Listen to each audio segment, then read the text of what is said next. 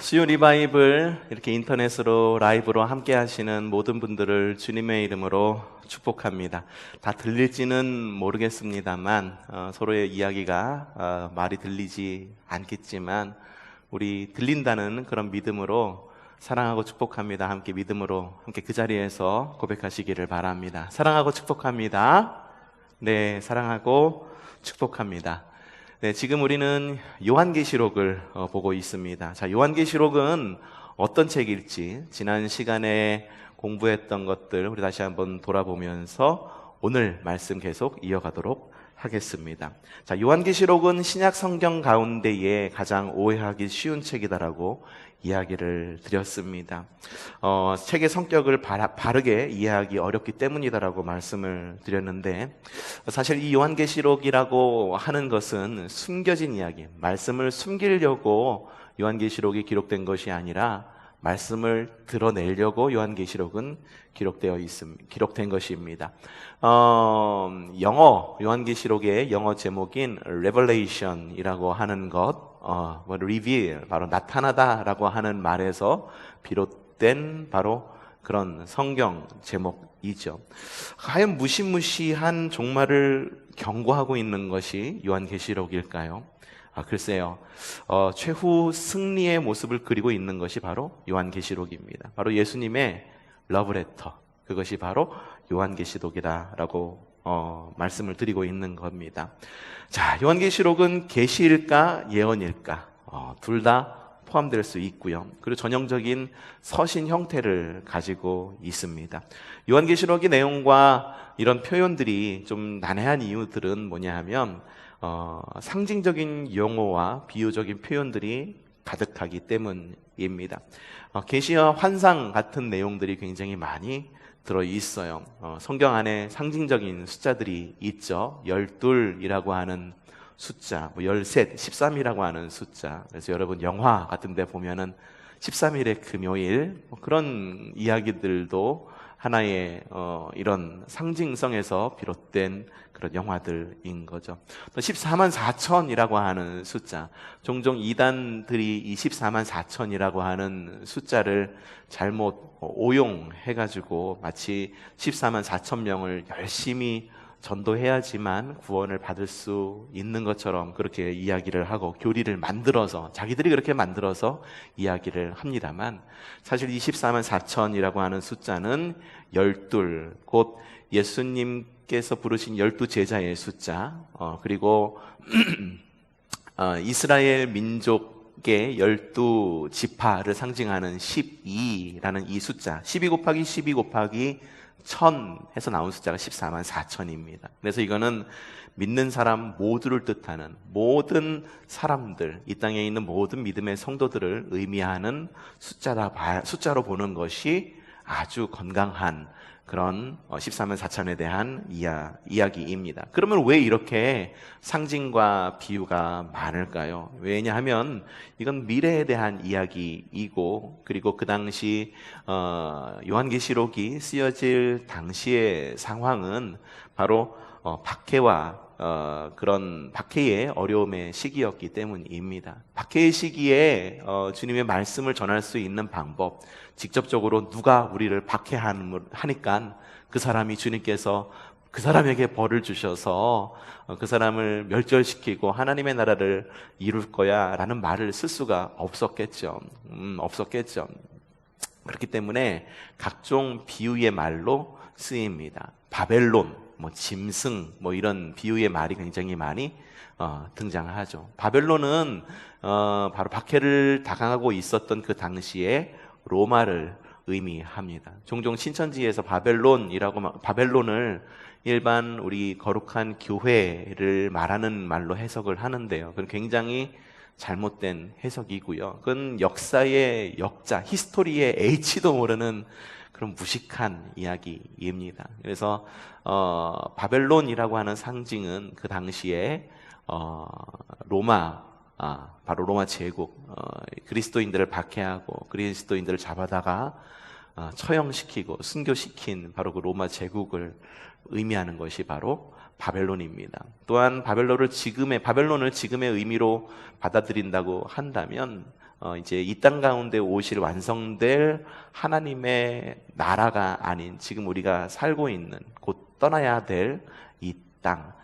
지난 주일에 설교도 그거였었잖아요. 여행의 기쁨이라고 하는 설교였었는데 그 여행의 기쁨, 우리는 모두가 다 나그네고 그럼에도 불구하고 이 땅 가운데에서 어떤 특별한 목적을 우리가 가지고 있는 최선의 목적을 이루지는 못할 수는 있을지는 모르지만 그렇다고 그래서 그게 여행을 실패한 것이 아니라 그 여행 가운데에 하나님께서 인도해 주시는 그 인도하심에 따라서 새로운 교훈과 새로운 어떤 그런 만남들을 통해서 새로운 길을 발견하는 기쁨을 발견할 수 있는 그런 여행처럼 우리 인생도 그렇다라고 하는 내용이 지난 주일 설교 말씀이었던 것처럼 우리도 이 땅 가운데서 여행자로 살고 있죠. 그렇기 때문에 돌아가야 될 본향, 완성될 하나님의 나라와 반대편에 있는 어쩌면 지금 우리가 사는 이 세상을 바벨론이라고 표현해도 큰 무리가 없을 것이다라는 생각이 들기도 합니다. 또한 짐승이라고 하는 표현이 나오면서 짐승하면 666이라고 하는 것이 떠오르죠. 짐승은 바로 로마의 황제를 의미하죠. 네로 황제를 표현하는 것도 있지만 그 당시 요한계시록이 기록될 그 당시 바로 도미티안 황제 1세기 말에 로마를 다스렸던 그 도미티안 황제의 박해 가운데에 이 도미티안 황제를 상징하는 것이 바로 짐승을 의미하는 것이기도 한 거라고 지난주에 말씀을 드렸습니다. 자, 이 도미티안 황제는 어떤 사람이었냐 하면은 굉장히 그 로마 제국 안에서 모든 것이 하나로 통합되기를 원했어요. 정치력도 하나로 통합되기를 원했고 모든 민족도 하나로 통합되기를 원했죠. 신앙도 하나로 통합되기를 원했습니다. 그래서 하나된 신앙을 이렇게 모으기 위해서 자신이 직접 로마의 신의 아들이 된 거예요. 신의 아들. 그러니까는 전에 있었던 전 황제를 신으로 모시고 자신을 신의 아들로 여긴 겁니다. 자신의 이름, 현직 로마 황제를 주라고 고백하는 것이 바로 정치와 바로 통치의 방법이었었어요. 그래서 우리 마태복음에 보면은 베드로가 고백을 하죠. 주는 그리스도시요 살아계신 하나님의 아들이십니다라고 하는 이 믿음의 고백은 사실 굉장히 위협적이고 그리고 굉장히 위험한 신앙 고백이었습니다. 물론 베드로가 살고 있었던 그 당시에는 그러지는 않았었겠죠. 하지만 1세기 후반 이 요한계시록이 기록될 이 당시에는 주는 그리스도시요 살아계신 하나님의 아들이 아닌 가이사는 하나님의 아들, 신의 아들이고 신의 아들이다라고 고백하는 것이 바로 정치의 하나의 방법이었고 그리스도인이 살아남을 수 있는 하나의 길이었습니다만 그리스도인들은 그렇게 신앙 고백을 하지 않았죠. 그래서 주님은 그리스도다라고 고백을 했기 때문에 많은 박해를 당할 수밖에 없었어요. 그래서 그 가운데에 쓰여진 것이 바로 요한계시록이다라고 이야기를 하고 지난주에 말씀을 드렸습니다. 그래서 요한계시록에는 위로와 격려의 말이 등장을 합니다. 두려워하지 말아라. 이기는 자는 그러면서 탈이라. 죽도록 충성하라. 울지 말라. 하나님께서 저희의 눈에서 모든 눈물을 씻어주실 것이다. 주 안에서 죽은 자들인 복되다라고 이렇게 기록을 하고 있는 것을 볼 수가 있죠. 이런 위로와 격려의 말들은 요한계시록이 단순한 미래를 이렇게 예언하고 쉽게 얘기해서 사람들이 그거죠. 미래를 보여달라. 젊게 보듯이 마치 그렇게 생각을 하기도 하는데 이런 위로와 격려의 말들은 요한계시록이 단순한 이런 미래에 대한 점괘 혹은 호기심 충족을 위한 책이 아니다라고 하는 것을 보여주고 있습니다. 오히려 그 당시 박해를 받던 그런 믿음의 사람들의 삶 가운데에서 교회를 위로하고 성도를 위로하고 격려하고 굳세게 하기 위해 최후 승리의 모습을 미리 보여주는 그런 모습 그리고 그런 아주 현실적인 그런 상황 가운데서 쓰여진 것임을 반증하는 그런 대목이라고 말할 수가 있는 거죠. 미래의 최후 승리를 보여주면서 현재의 고난을 이기게 하려는 것입니다. 그래서 목회적 배려를 위한 어쩌면 이게 제가 생각할 때는 또 다른 목회 서신으로 생각해도 되지 않을까라고 하는 생각이 들기도 합니다. 그래서 이기는 자가 되라라고 말하는데요. 이기는 자가 되라라고 말하면서 우리 요한계시록에는 마지막 때에 있는 7 교회의 모습이 나와 있죠. 어느 교회라고 그랬죠? 바로 에서, 버두, 사, 빌, 라 7 교회라고 이야기를 했습니다. 이 7 교회 모두에게 이기는 자가 되라, 귀 있는 자는 들을지어다라고 이야기를 하는데, 위로의 말을 전하는데, 자, 어떤 위로의 말을 전하는지 우리 한 구절 한 구절 좀 보도록 하겠습니다. 요한계시록 2장 7절 에베소 교회에 전하는 말씀이죠. 귀가 있는 사람은 성령이 교회들에 하시는 말씀을 들어라. 이기는 사람에게는 내가 하나님의 낙원에 있는 생명나무의 열매를 주어서 먹게 하겠다.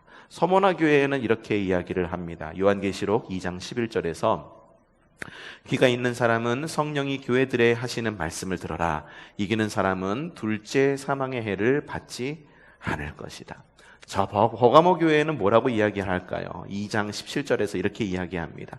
귀가 있는 사람은 성령이 교회들에게 하시는 말씀을 들어라. 이기는 사람에게는 내가 감추어둔 만나를 주겠고 흰돌도 주겠다. 그 돌에는 새 이름이 적혀 있는데 그 돌을 받은 사람 밖에는 아무도 그것을 알지 못한다 라고 이야기를 합니다. 버가모 교회에서 상급을 이야기할 때 흰돌이라고 하는 단어가 나오죠. 그래서 많은 교회에서 흰돌교회라고 하는 교회들도 종종 있는 것을 볼 수가 있어요. 근데 이 흰돌이라는 의미가 뭐냐 하면은 초대장이에요. 초대장. 이게 어디서부터 기원된 건지는 모르겠는데, 저도 전해 들은 이야기이고 어느 책에서 본 기억이 있는데, 흰돌을 전해줌으로 인해 갖고 흔하지 않는 돌을 전해줌으로 인해서 특별한 잔치에 초대하는 것이 하나의 관습이었다라고 그래요. 그래서 흰돌을 너에게 주겠다라고 말하는 것은 하나님 나라의 초대를 의미합니다. 버가모 교회에 그렇게 위로의 말을 전하는 거예요. 자, 두아디라 교회는 뭐라고 이야기하고 있을까? 이렇게 이야기를 하고 있습니다.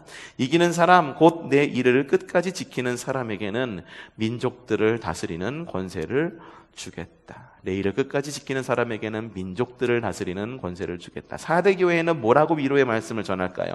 요한계시록 3장 5절 말씀이죠.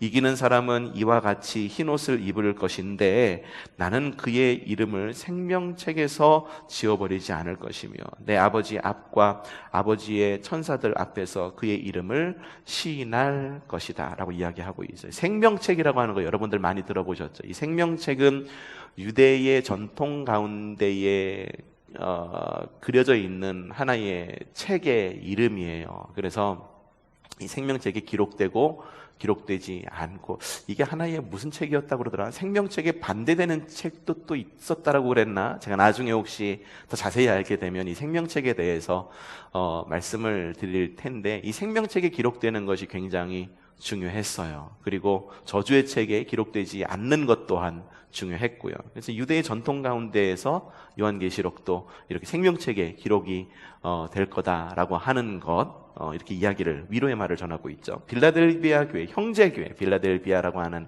미국의 도시도 있죠. 빌라델비아 교회에는 뭐라고 이야기하고 있느냐?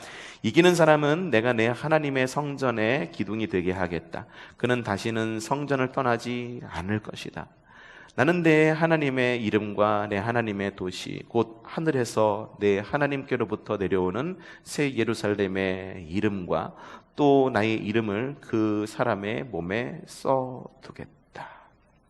내 하나님의 성전의 기둥이 되게 하겠다. 다시는 성전을 떠나지 않을 것이다. 어쩌면 지금 우리에게 필요한 위로의 말이 아닐지 모르겠습니다. 함께하지 못하지만 인터넷으로 예배하고 있는 여러분, 조속히 다시 모일 날을 기대하면서 열심으로 함께 여러분의 삶에서 생활신앙으로 아름답게 열매 맺어보시기를 바랍니다. 자, 라우디게아 교회에도 이런 위로의 말씀을 전합니다. 3장 21절에서 이기는 사람은 내가 이긴 뒤에 내 아버지와 함께 아버지의 보좌에 앉은 것과 같이 나와 함께 내 보좌에 앉게 하여 주겠다.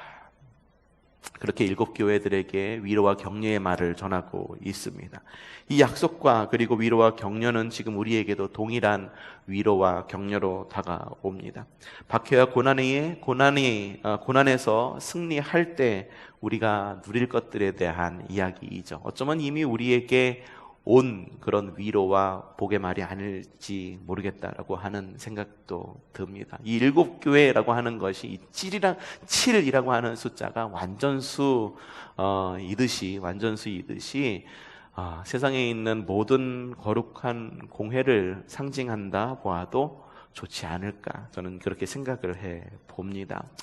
위로와 격려의 말이 있다고 말을 했죠. 박해 가운데에 있는 성도들을 위한 위로의 격려의 말, 반면에 책망의 말도 함께 있습니다.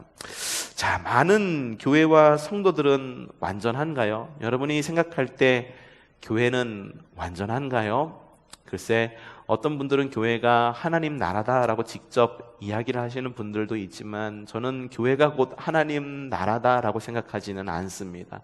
하나님 나라, 완성될 하나님 나라를 연습하고 하나님 나라의 표본을 보여주는 것이 바로 교회이지, 교회가 곧 하나님 나라가 될 수는 있을까? 좀 의심스럽기도 해요. 실제로 여러분들이 보시기에 교회가 어떤 것 같습니까? 여러분들이 보기에 교회는 완전합니까?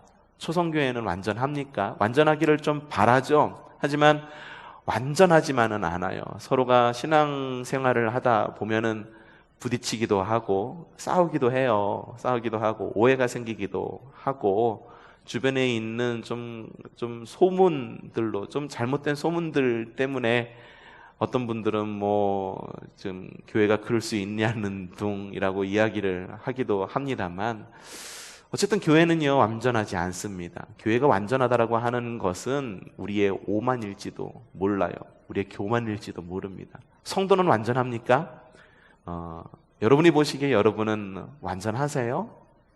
그럼 목사는 완전합니까? 목사도 완전하지 않습니다. 성도도 또한 완전하지 않습니다.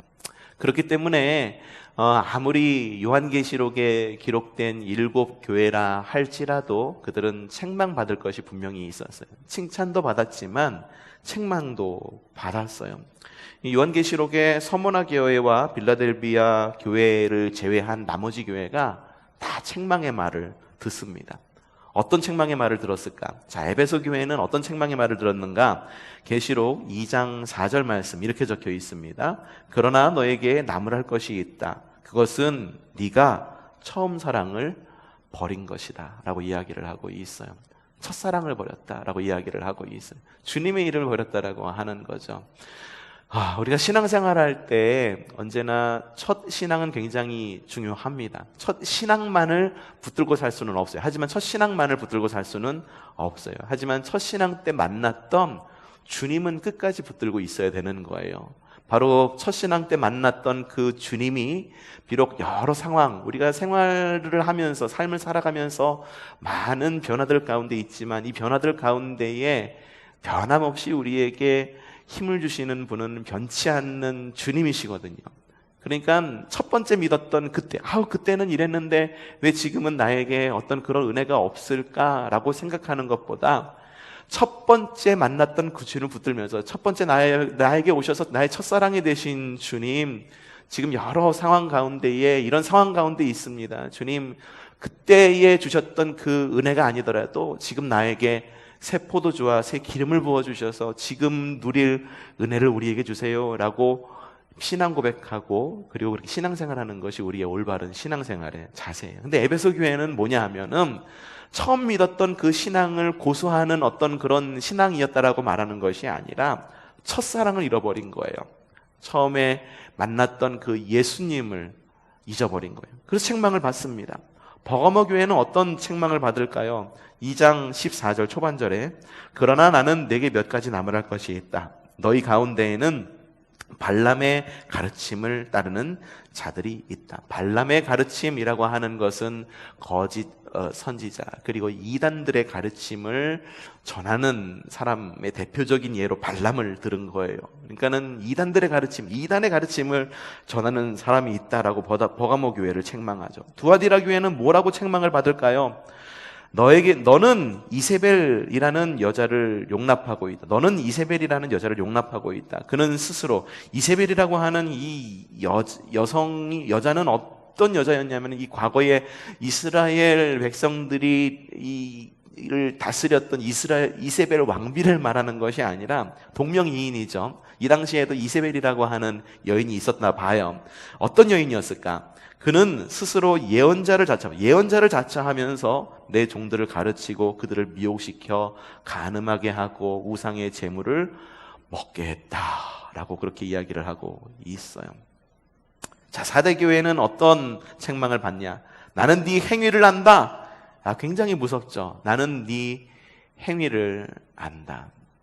우리는 보통 믿음으로 구원을 받는다라고 이야기를 합니다. 그 믿음으로 구원을 받았으니 그것으로 끝인 줄 알아요. 근데 여러분, 믿음으로 구원받은 사람은 반드시 그에 대한 구원받은 성도의 행동이 필요한 거예요. 구원받았으면은 구원받은 사람처럼 살아가야 되는 거예요.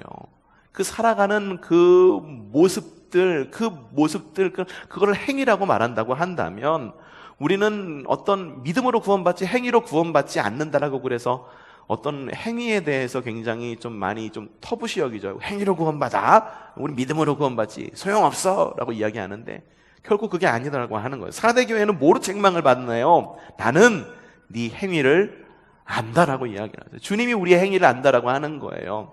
우리가 구원받은 것뿐만 아니라 우리가 구원받아서 구원받은 하나님의 백성이다라는 것을 주님께서 아시는 것뿐만 아니라 우리가 이 땅 가운데서 어떻게 행동하고 어떻게 사람들에게 영향력을 끼치며 살아가는지 모든 행위를 안다라고 하는 거죠. 근데 사대교회는 그 행위가, 잘못된 행위가 어떤 잘못이냐? 너는 살아있다는 이름은 있으나 실상은 죽은 거다. 야, 너 겉으로 보기에는 살아있는 것 같아. 하지만 실상은 죽은 사람이야. 야, 너 이름으로는 그리스도인이지. 하지만 정말 그리스도인으로 살고 있니? 자, 그리스도인으로 살고 있다라고 자부는 하지만 생명력 있는 삶을 살아가고 있니? 라고 사대교회에게 이야기를 하고 있는 거죠. 라오디게아 교회는 이렇게 책망합니다. 나는 내 행위를 안다. 또 나는 내 행위를 아신다라고 주님께서 말씀을 하세요. 너는 차지도 않고 뜨겁지도 않다. 미지근하다라고 하는 거죠. 미지근, 차지도 않고 뜨겁지도 않다. 여러분, 냉철할 땐 냉철하셔야 되고 뜨거울 땐 뜨거울 줄 아셔야 됩니다. 여러분, 우리가 신앙생활을 할 때 이성은 필요 없다라고 생각을 할지도 몰라요. 단순히 영성만 필요하다라고 생각할지는 모르지만 이성과 영성은 굉장히 균형을 잘 이루어야 돼요. 여러분, 성경을 잘 알수록 주님을 더 잘 믿는 것입니다. 안다라고 하는 것, 머리로 알아서 마음으로 살아가고 두 손 발로 행동으로 옮기는 것이 바로 그리스도인의 삶이다라고 하는 거예요. 이성이 없는 믿음이 뭔지 아십니까? 광신입니다.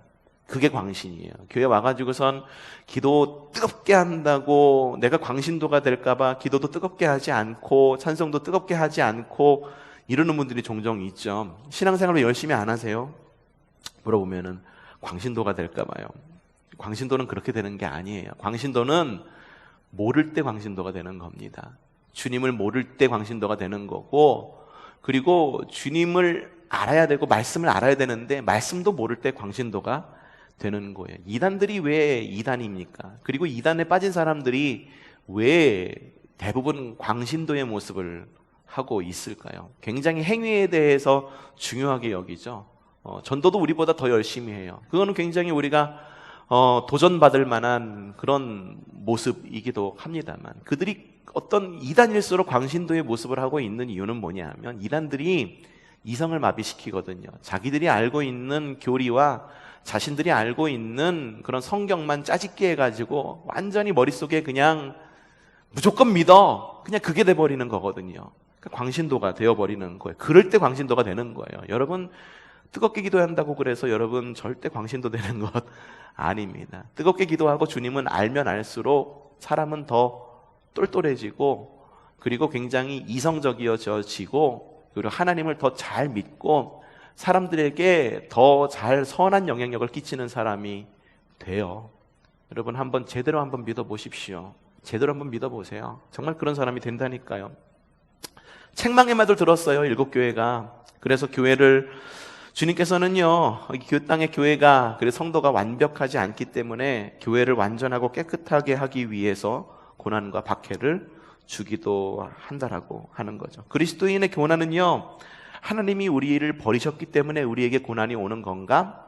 글쎄요.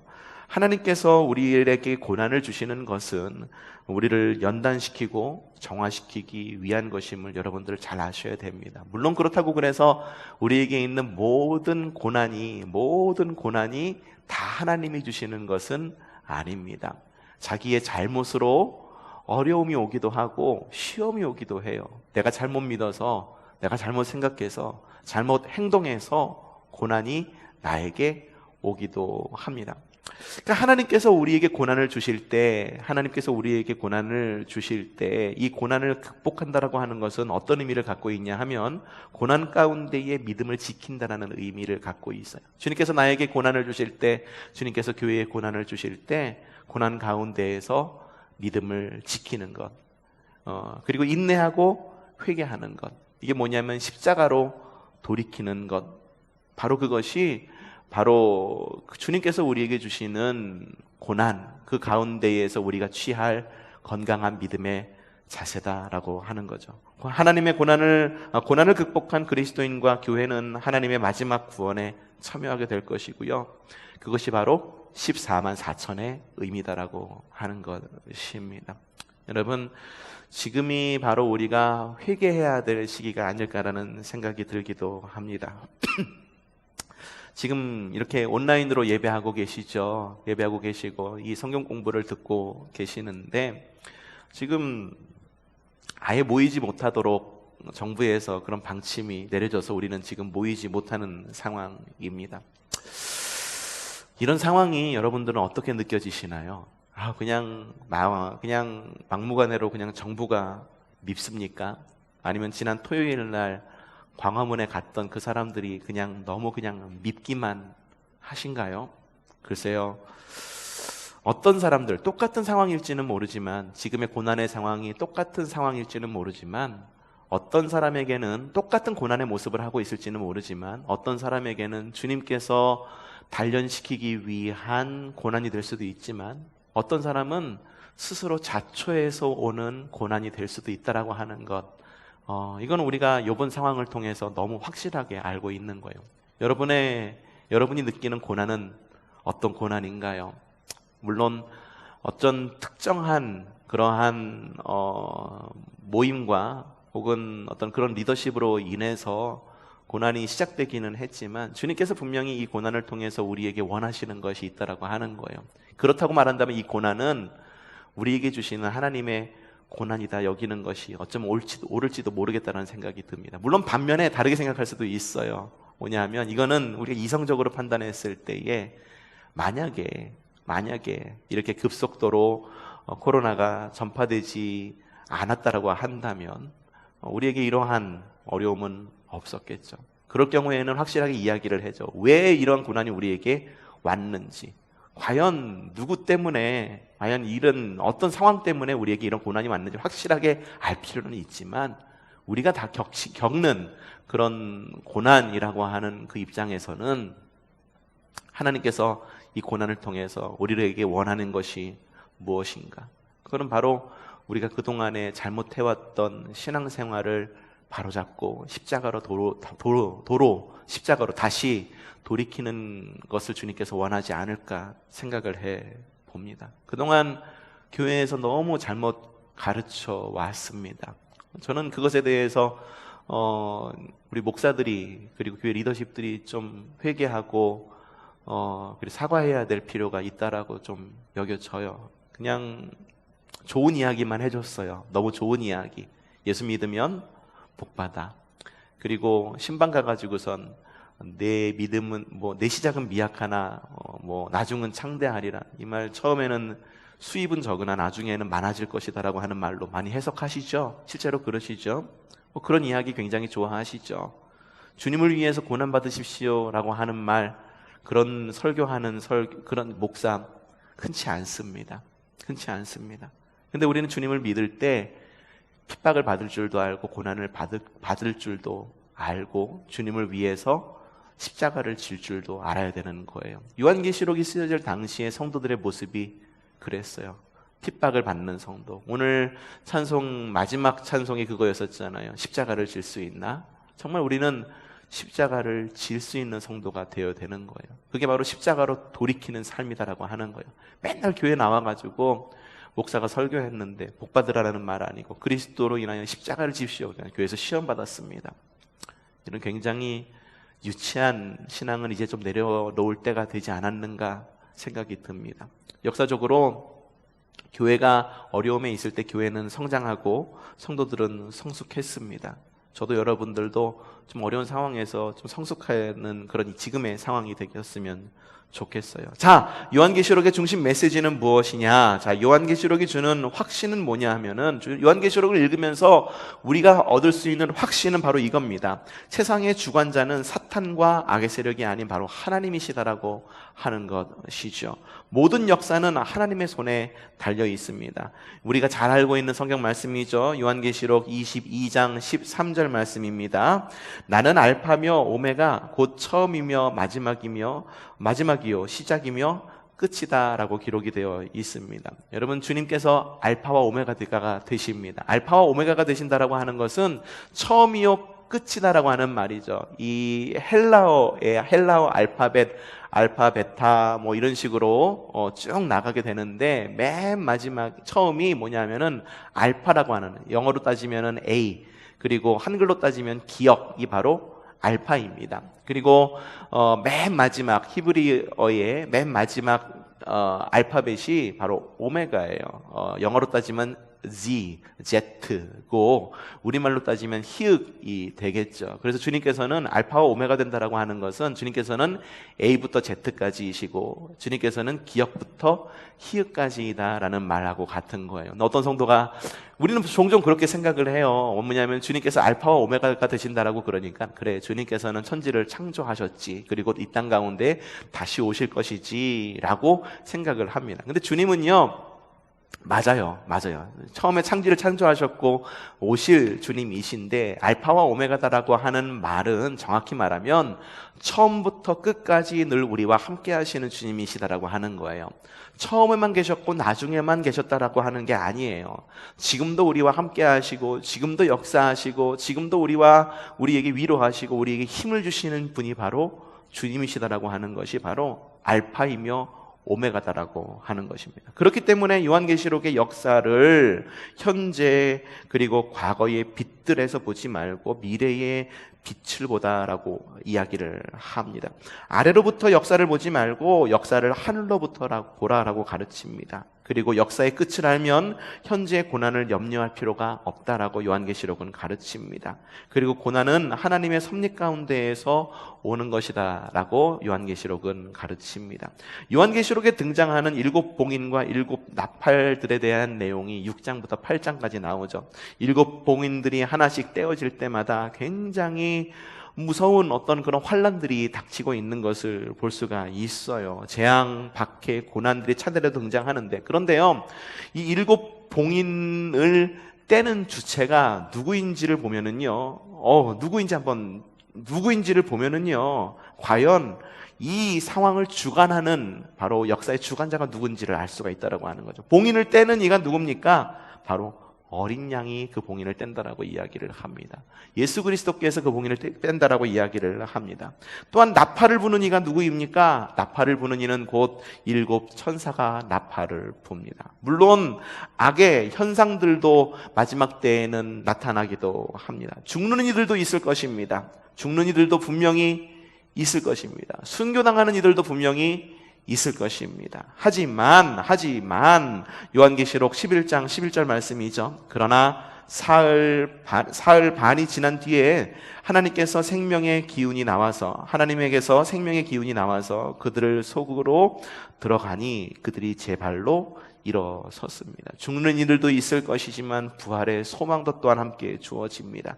이 악의 현상들, 마지막 때의 악의 현상들 가운데 하나가 기도가 거절이 되는 거예요. 하나님께서 응답하시지 않는 것처럼 여겨지는 것입니다. 하지만 요한계시록 8장 4절 말씀이죠. 그래서 향의 연기가 성도들의 기도와 함께 천사의 손으로부터 하나님 앞으로 올라갔습니다. 이미 우리의 기도는, 마지막 때의 성도들의 기도는 이미 하나님께서 듣고 계시고 있다라고 하는 거죠.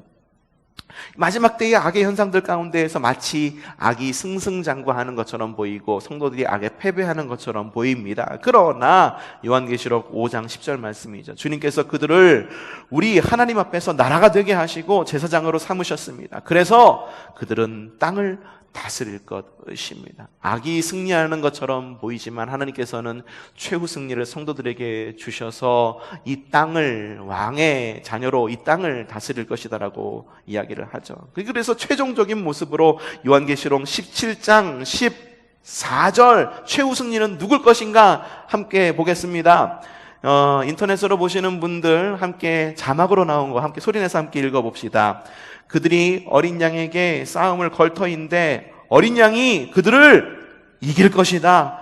그것은 어린 양이 만주의 주요 만왕의 왕이기 때문이며 어린 양과 함께 있는 사람들이 부르심을 받고 택하심을 받은 신실한 사람들이기 때문이다.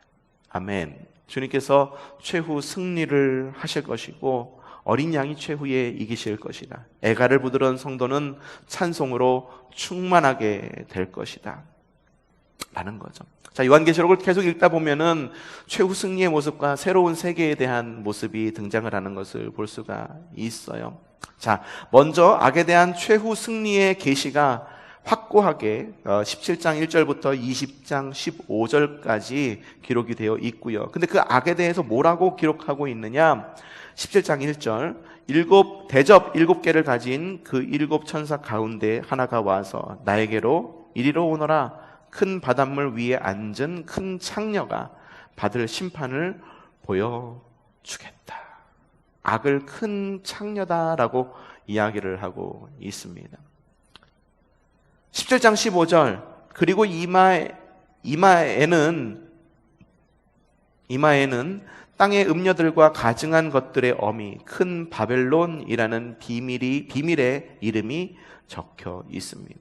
악을 큰 창녀, 큰 바벨론이라고 이렇게 이야기하고 있는 것을 볼 수가 있죠. 로마 제국의 멸망을 천사의 음성으로 선포하고 있습니다. 18장 2절 말씀. 그는 힘찬 소리로 외쳤습니다. 무너졌도다, 무너졌도다. 큰 도시 바벨론이 무너졌다. 바벨론은 귀신들의 거처가 되고 온갖 더러운 영의 소굴이 되고 더럽고 가증한 온갖 새들의 집이 되었구나. 요한계시록 19장 6절부터 7절. 또 나는 큰 무리의 음성과 같기도 하고 큰 물소리와 같기도 하고 우렁찬 천둥 소리와 같기도 한 소리를 들었습니다. 이거는 이제 승리에 대한 모습입니다. 이제 온갖 더러운 영에 대한 어떤 그런 패배를 이미 앞서서 요한계시록 18장 2절에서 말하고 그 다음에 19장 6절부터 7절까지는 승리의 모습이 드러나고 있는데 뭐라고 이야기하고 있느냐? 할렐루야! 주 우리 하나님 전능하신 분께서 왕권을 잡으셨다. 기뻐하고 즐거워하며 하나님께 영광을 돌리자. 어린 양의 혼인 날이 이르렀다. 그의 신부는 단장을 끝냈다 라고 이야기를 하고 있는 최후의 승리의 모습을 그리고 있는 것을 볼 수가 있습니다. 여러분, 요한계시록이 무서운 책인가요? 아직까지도 무섭게 여겨지십니까? 여러분, 요한계시록은 해피엔딩으로 끝납니다. 모든 멸망, 악의 멸망 이후에 있는 이야기들을 또 그리고 있는데 새로운 세계가 열리죠. 새 하늘과 새 땅, 새 예루살렘이라고 하는 새로운 세계가 열립니다. 승리한 성도들은 자유와 평안을 누립니다. 슬픔과 고통과 죄와 저주는 없는 그 땅에서 살게 된다라고 말합니다. 하나님과의 영원한 관계가 지속됩니다. 성전이 필요 없습니다.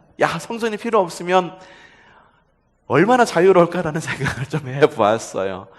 성전 보이는 실체가 없잖아요. 사실 우리는 보이는 것을 따르는 사람들이 아니죠. 보이지 않는 하나님을 따르는 사람들이죠. 그 보이지 않는 실체를 따르는 사람들이죠. 세상 사람들은 보이는 것에 제재를 가할 수는 있습니다. 하지만 보이지 않는 것에 대해 제재를 가할 수는 없어요.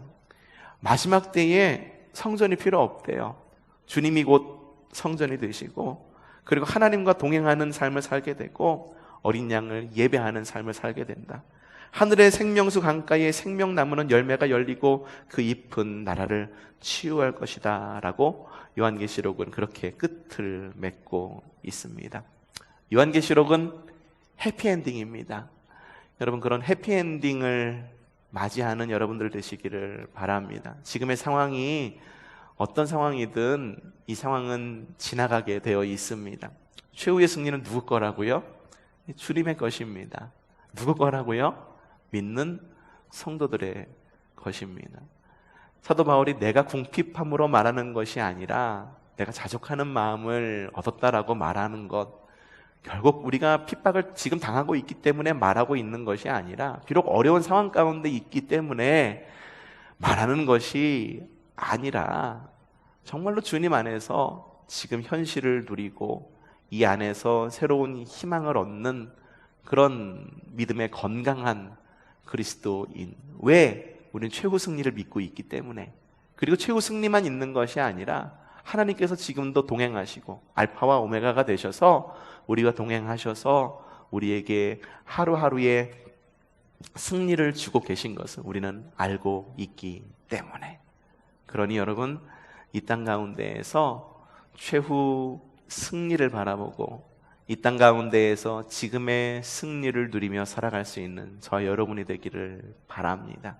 지금의 상황이 어렵고 그리고 인터넷으로 예배하니까는 많이 익숙치 않죠.